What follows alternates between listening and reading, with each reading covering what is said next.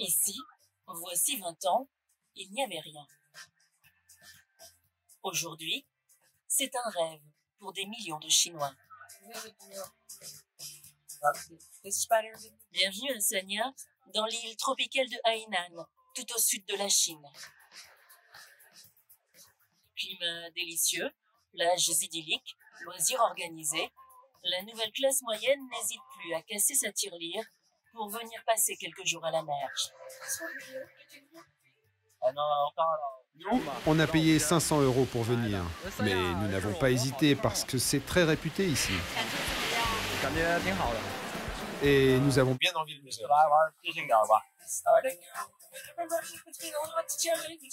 Depuis le 1er janvier 2010, Hainan est devenu officiellement un modèle de développement touristique pour la Chine tout entière. Un modèle très libéral. D'abord parce qu'on peut y faire la fête toute la nuit, mais aussi parce qu'ici, les entrepreneurs qui veulent faire fortune sont les bienvenus.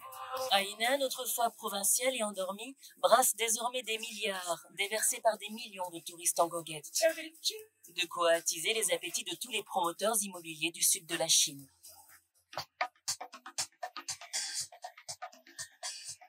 Avril 2010, aéroport de Sanya.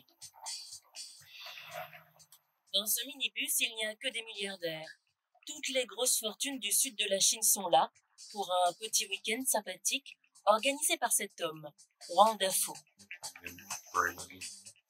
Lui, il a fait fortune dans l'immobilier et pour amuser ses riches amis, il a convoqué sur son île tous les vendeurs de jouets pour milliardaires. Celui-là, c'est 27 millions de dollars. C'est pas cher, hein? Oui, mais c'est parce qu'il fait un prix.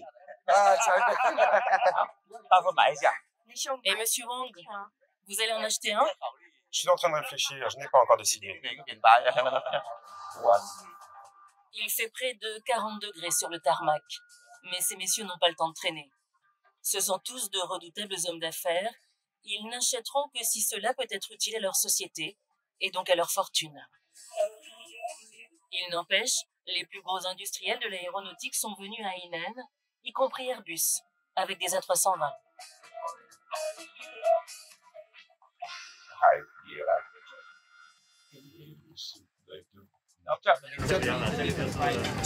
Celui-là, il coûte combien? Celui-ci est à 80 millions de dollars, tout compris. 80 millions de dollars? Complètement équipé. Ouais, pas cher, pas cher. Allez, faut y aller, on continue.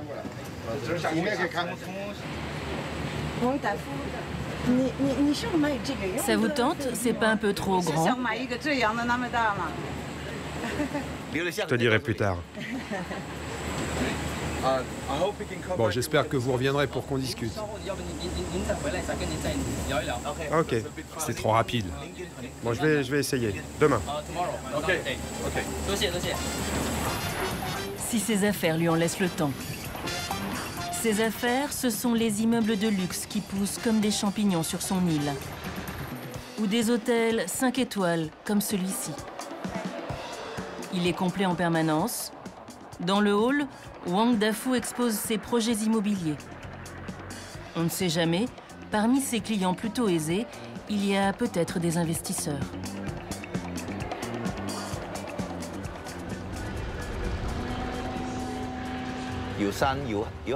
La mer, les paysages, le soleil. Mon île présente beaucoup d'avantages. Mais il y a surtout le marché immobilier qui se développe très vite. D'autant plus vite que les autorités ont décidé de tout faire pour que Hainan devienne une destination mondiale.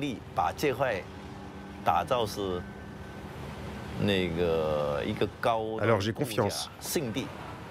Nous allons en faire une référence en matière de tourisme de luxe.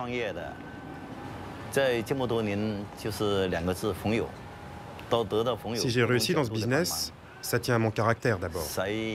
J'ai commencé de zéro. Mais le vrai secret, ce sont les amis. Des amis qui m'ont beaucoup aidé quand j'ai rencontré des difficultés.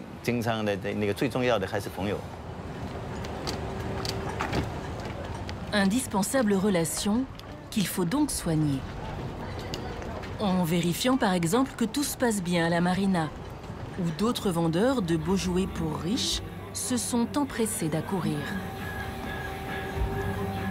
Il est persuadé que le yachting va devenir en Chine un outil formidable pour développer le tourisme de luxe. Alors il investit. Mais dites-moi, vous n'avez pas les plans des aménagements intérieurs? Pour qu'on puisse comprendre. C'est inutile, monsieur Wong, puisque ces aménagements, on va les adapter à vos besoins. Ah ok, très bien, j'ai compris. Vous aurez ça demain. Là, il faut vraiment que j'y aille. Pour les industriels du nautisme, Wang Dafu est un client en or. Vous savez que le Lagoon 620 est juste là, derrière, à la sortie? Oui, oui, je l'ai fait acheter à un ami. Je lui ai fait acheter. Un ami. Oh, merci. Merci beaucoup. Il voulait acheter autre chose, mais je lui ai dit de prendre celui-là. Celui-là, vraiment.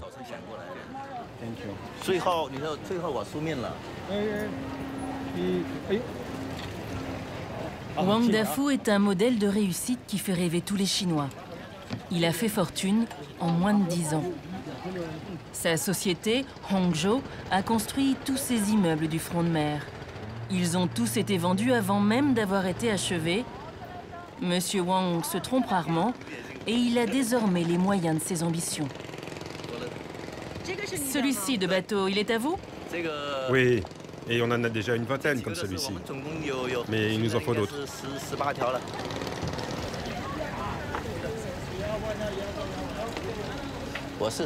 Mais je vais vous dire, ce qui me plaît vraiment, ce sont les bateaux qui vont vite. Alors j'en ai un autre, bien plus rapide. C'est celui-là là-bas. Vous voyez? Je vous emmène faire un tour si vous voulez.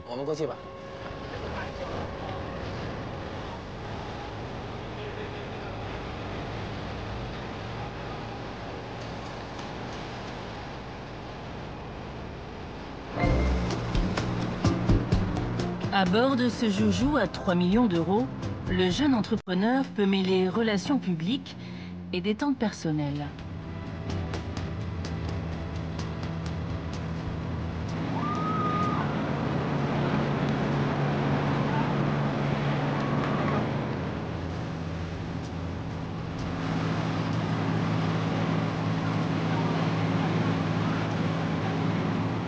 Wang Dafu n'a pas de permis bateau, mais en Chine, quand on est riche, on peut tout se permettre. Son équipage vient de la marine nationale chinoise. Ses employés le protègent avec zèle de tout contretemps.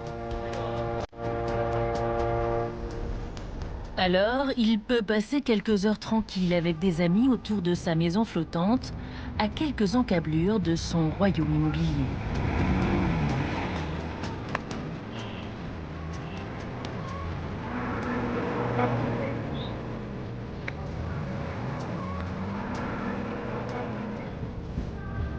Fin de journée, dernière coupe de champagne sur sa petite île artificielle. La récréation s'achève.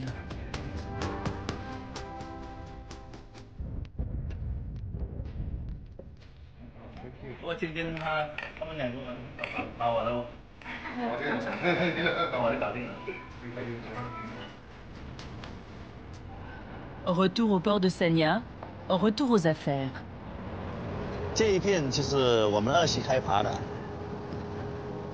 Voilà, ici ce sera la deuxième tranche. Les immeubles pour les habitants actuels sont déjà prêts. À la fin de cette année, ils seront tous partis. Ils vont aller de l'autre côté.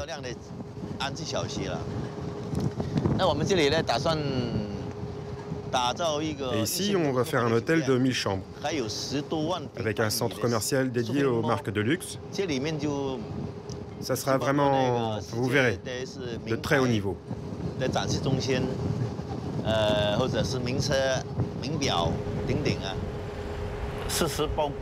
Mes amis et moi, on est très motivés. Ici, ça sera bientôt comme l'Amérique ou la Côte d'Azur. Ça sera plus beau que Cannes ou Miami.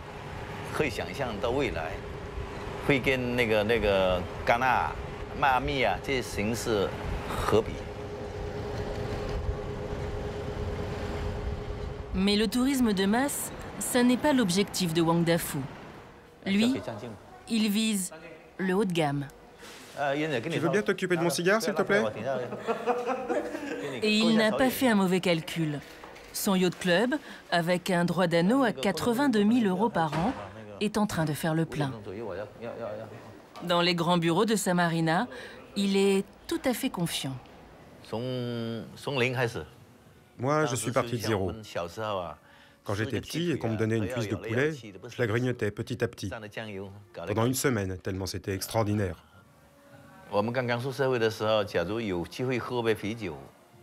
Ensuite, j'ai commencé à travailler. Une bière et un bol de nouilles, c'était le bonheur. Je gagnais 20 € par mois. À peine 20 € par mois. Et bien sûr, ça ne suffisait pas. Et je ne pouvais pas aider les autres. Alors, je suis devenu ouvrier migrant à Shenzhen. Et puis, je me suis mis à vendre du pétrole pour les lampes des autres ouvriers. Puis des vêtements. Mais tout a vraiment commencé avec l'immobilier, en 97.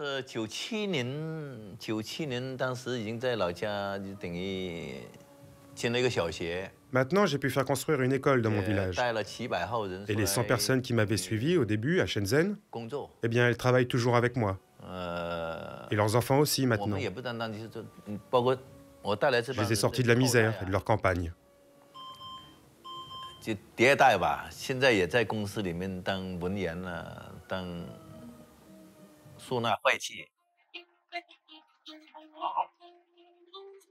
Wang Dafu vit donc quasiment dans un pays enchanté, où la fortune s'offrirait à tous ceux qui osent.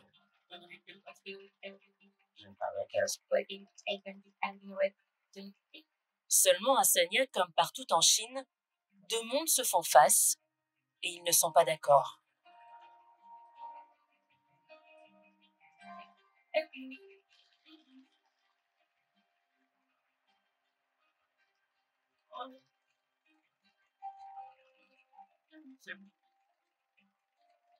Ici, on vit de la mer, sur la mer et pour la mer depuis des générations.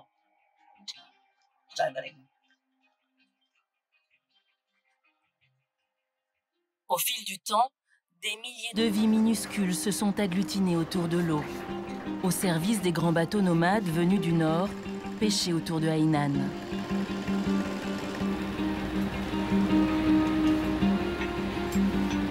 Tout ce petit monde vit étroitement entrelacé sur des parcelles infimes ou dans des ateliers microscopiques.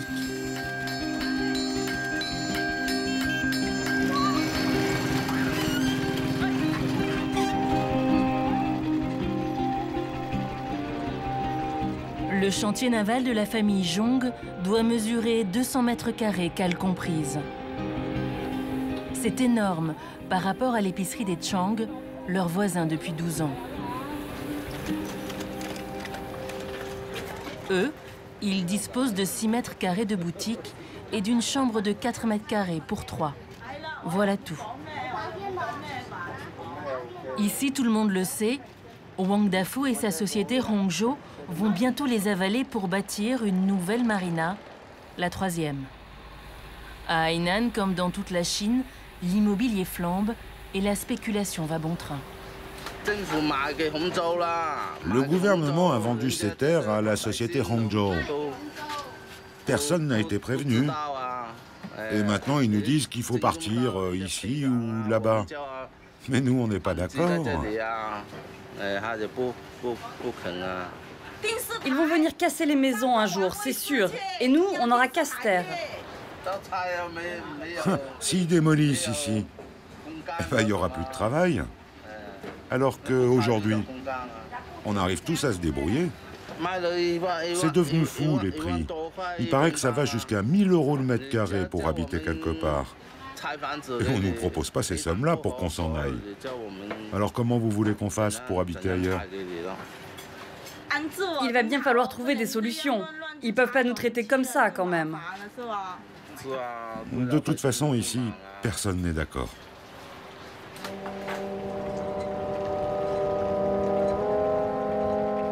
Dans les petites ruelles derrière le port, effectivement, ça grogne. Mais généralement à voix basse parce que Wang Dafu est un homme puissant et que ses projets sont bénis par le parti et les autorités locales. Il faut l'inconscience ou la sagesse du grand âge pour oser élever un peu le ton.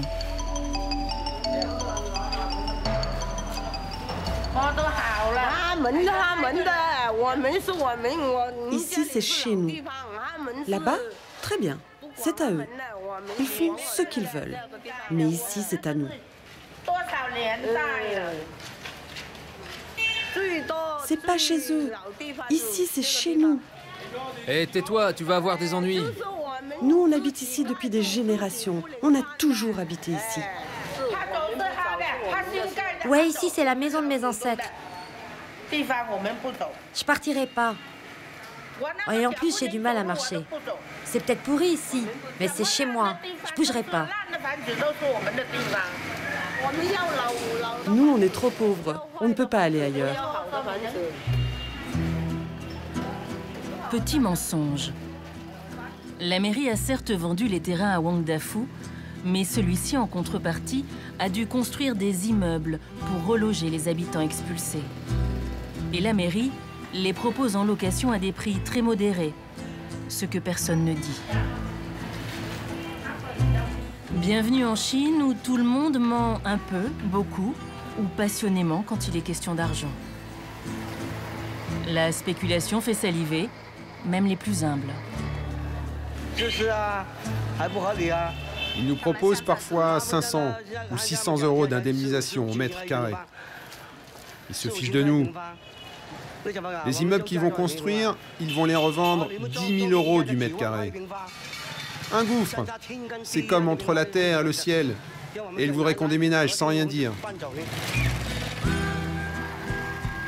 Du coup, dans les petites rues, il se passe quand même quelque chose de bizarre pour un quartier promis à une rapide destruction. Tout le monde construit. L'explication est très simple. Plus il y aura de mètres carrés, plus l'indemnisation sera conséquente. Personne n'a de bail, la propriété privée n'existe pas en droit chinois, mais en quelques nuits, les maisons de plein pied prennent souvent 1 ou 2 étages. Pour ne pas se ruiner en indemnisation, les pouvoirs publics ont tout essayé. L'interdiction des camionnettes en ville et les matériaux sont rentrés en tricycle. L'interdiction des tricycles et le sable est arrivé dans les bacs pour le poisson, à la place de la glace. Rien n'a marché. Le vieux quartier de Sanya ne pense plus qu'à construire, construire, construire. Et tous les moyens sont bons pour faire rentrer discrètement des briques, des fers à béton ou du ciment.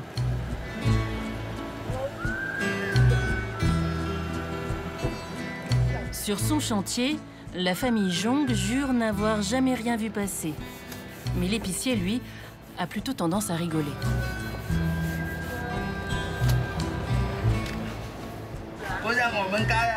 Bon, d'accord. C'est interdit de construire.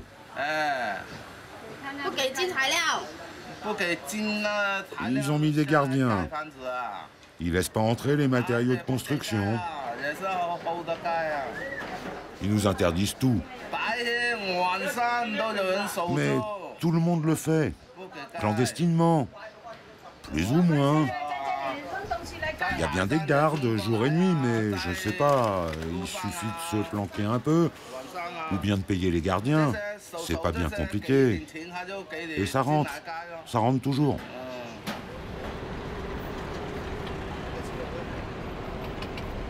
Les petits ou les gros cadeaux, c'est tout un art en Chine.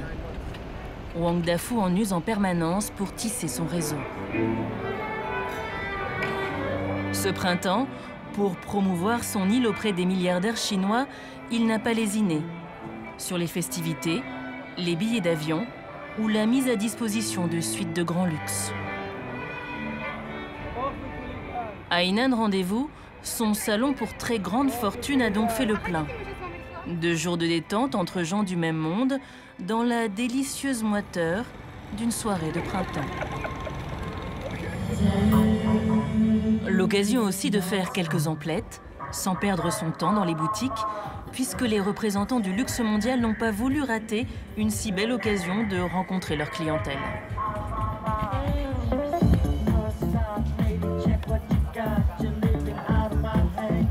Ambiance festive et jet-set, version chinoise du Sud. Et c'est Wang Dafu qui pilote, au millimètre. Il sait très bien ce qui amuse ses partenaires en affaires ou ses riches amis. Même si en vrai chinois, ceux-ci se gardent bien d'afficher la moindre émotion.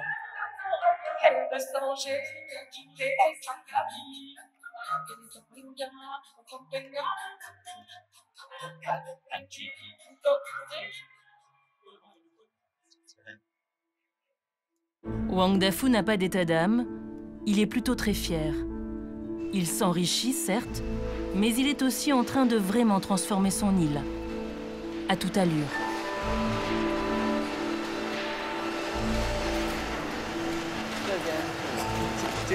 Ça sera le balcon avec la grande enseigne, hein, c'est ça? Oui, c'est ça, ce sera là. Et ça sera blanc. Vous oubliez pas le vernis, hein? Ok, mais franchement, le travail est trop lent, hein. Il faut accélérer. Pourtant, à Hainan, comme dans le reste de la Chine, tout va déjà très vite. Il faut parfois moins de 6 mois pour livrer clé en main un immeuble de 30 étages. Et le problème, c'est sur un seul pilier? Oui, on a dû le changer de place. Mais bon sang, vous auriez dû être plus malin. Ça va pas, ça. C'est pas sérieux. Oui, mais le bureau de la construction avait validé notre plan. Ah merde, mais bon. Remets-vous, bon sang. Les commerçants vont débarquer, il faut absolument qu'ils ouvrent avant la fin du mois. Le port de pêche sera déplacé ici, oui. Mais il y aura de nouvelles installations. Des quais adaptés, des logements corrects, un marché aux poissons et aux fruits de mer, ultra moderne. Tout sera plus propre et plus fonctionnel. En fait, tout le monde va y gagner.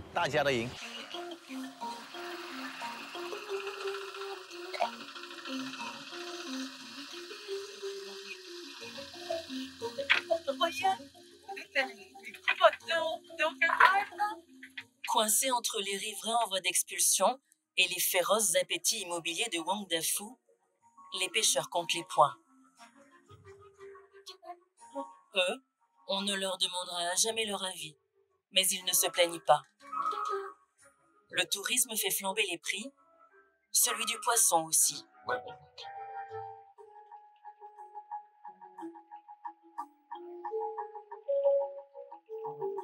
Les hôtels de luxe, les yachts hors de prix, les nouveaux immeubles qui vont crever l'horizon, ce ne sera jamais pour eux.